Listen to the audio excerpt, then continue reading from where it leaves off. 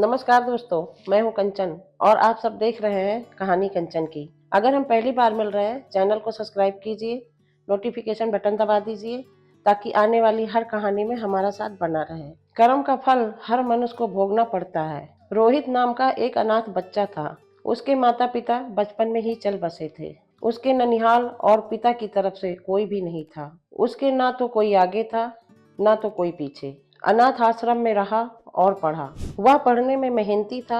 उसे आर्मी की नौकरी लग गई और वह एक अधिकारी बन गया। अब सेना के साथ ही रहता, कभी भी घर वापस नहीं आता क्योंकि उसका कोई था नहीं।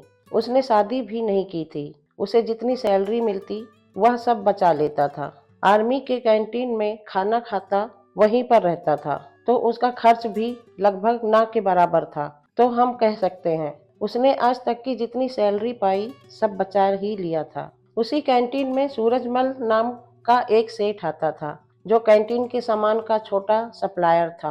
बहुत दिन हो गए दोनों को एक दूसरे को जानते पहचानते। एक दिन सूरजमल ने कहा, रोहित, आपके पैसे बैंक में रखे हैं, मुझे व्यापार में लगाने को दे दो, मैं तुम्हें अच्छा मुनाफा दूंगा। रोहित ने मना कर दिया। रोहित ने कहा, मुझे इतनी ज्यादा पैसे की लालच नहीं है। जो सरकार ने दिया है वह मेरे खाते में पड़ा है। कभी जिंदगी में जरूरत पड़ी तो इस्तेमाल करेंगे, नहीं तो कोई बात नहीं। सेठ ने कहा, यह भी क्या बात हुई? अगर तुम हमें अपना दोस्त मानते हो तो तुम मेरी सहायता ही कर दो। मैं तुम्हें यह पैसा वापस लौटा दूंगा। कम से कम मेरा काम हो जाएगा। अभी इस पैसे की तुम्हें जरूरत भी नहीं है। बात तो सही कह रहे हो, पर आप पैसा वापस करोगे इसकी क्या गारंटी है? सेठ ने कहा, कसम खाकर कहता हूँ, धोखा नहीं दूंगा। रोहित ने कहा, सेठ जी, लोग तो पैसे के लिए क्या क्या कर देते हैं, पर कोई नहीं, चलिए मैं आपकी बात को मान लेता हूँ। सेठ ने मुस्कुराते हुए धन्यवाद कहा और रोहित को गले लगा लिया। पैसा लेने के बाद सेठ जब भी आता रोहित को बहुत बहुत धन्यवाद देता। सेठ का बिजनेस रोहित के पैसों से बढ़ रहा था। आमदनी बढ़ने के साथ अब सेठ की नीयत में बेईमानी आ चुकी थी। वो अब पैसा न लौटाना पड़े उसका बहाना ढूंढता रहता। इसी बीच बॉर्डर पर पड़ोसी देश के साथ युद्ध शुरू हो गया और रोहित को भी जाना पड़ा। जहां युद्ध हो रहा था वो इलाका काफी दुर्गम था। वहां पहुंचने का एकमात्र रास्ता घोड़े से पहुंचने का था। रोहित एक कुशल घोड़सवार था। उसे जो घोड़ी मिली थी वो बिगड़ैल थी। रोहित के पीठ पर बैठते ही सरपट दौड़ने लगी। रोहित उसे काबू में करने की जितनी कोशिश करता वो अपनी गति और तेज करती जाती। रोहित ने लगाम पूरी ताकत से खींचा।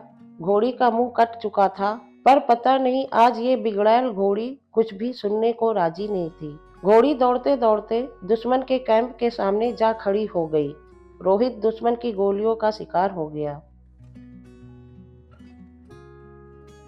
सेठ बराबर आर्मी कैंट में जाता रहा। उसे पता चला कि रोहित वीर गति को प्राप्त हो गया। सेठ ने वहां काफी दुख दिखाया और कैंट के बाहर आते ही खुशी मनाने लगा। अब पैसा नहीं वापस करना होगा। सेठ का व्यापार दिन दोगुनी रात चौगुनी तरक्की कर रहा था। कुछ दिनों बाद सेठ की पत्नी मां बनी और सेठ एक सुंदर बच्चे का पिता बना। सेठ के जीवन का यह बेहतरीन समय चल रहा था। समय बीतते देर नहीं लगती।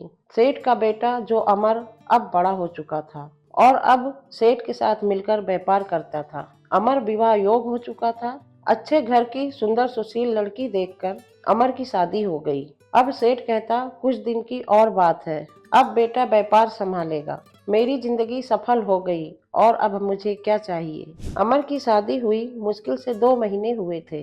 अमर सड़क पार कर रहा था। उसे चक्कर आया और गिर गया। लोग उसे उठाकर हॉस्पिटल पहुंचाया। उसके ब्रेन का एमआरआई और अन्य टेस्ट हुए तो पता चला अमर को ब्रेन कैंसर है। सेठ ने डॉक्टरों से कहा, पैसे की चिंता मत करें, आप इलाज करें। डॉक्टर और हॉस्पिटल बदलते गए, पर अमर की हालत दिन ब दिन बिगड़ती गई।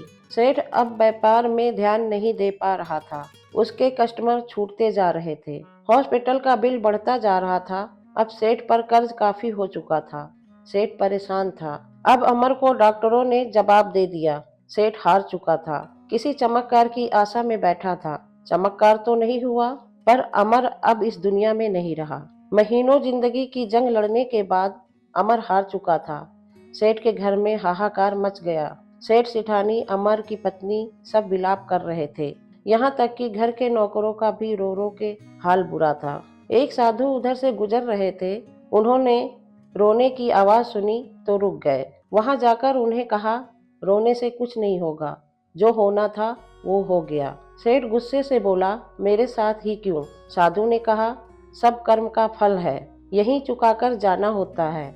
आज बहुत रो रहे हो, कल तो तुम बहुत हंस रहे थे। सेठ ने कहा, मैं कुछ समझा नहीं महाराज। साधु ने कहा, तुमने अपने व्यापार के लिए पैसा उधार लिया था ना?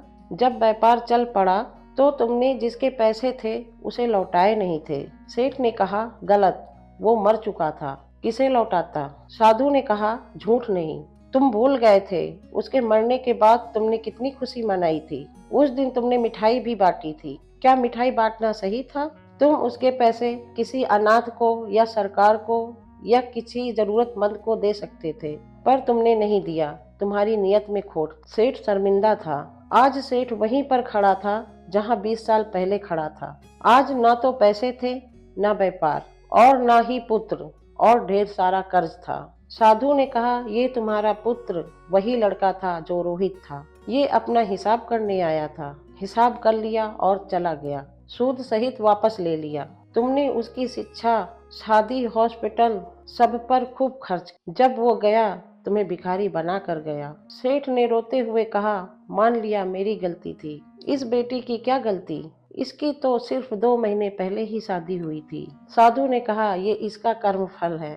ये पिछले जन्म में वो घोड़ी थी जिसके चलते रोहित की जिंदगी खत्म हुई थी। आज रोहित ने बदला ले लिया और इसकी जिंदगी नर्क बनाकर चला गया। जीवन में कुछ भी बिना कारण नहीं होता है, इसीलिए आप कैसा बीज लगाते हो हमेशा याद रखो, प्रकृति हिसाब करती है। आप याद रखो या न रखो, प्रकृति हमेशा याद रखती है। सेठ निराश हताश अपनी घर की सीढ़ियों पर बैठा था। अपने कर्मों को कोस रहा था। हमेशा अपने कर्मों पर ध्यान दें। ऊपर वाले की लाठी में आवाज तो नहीं होती, पर असर बहुत करती है। हेलो दोस्तों, कैसी लगी ये कहानी?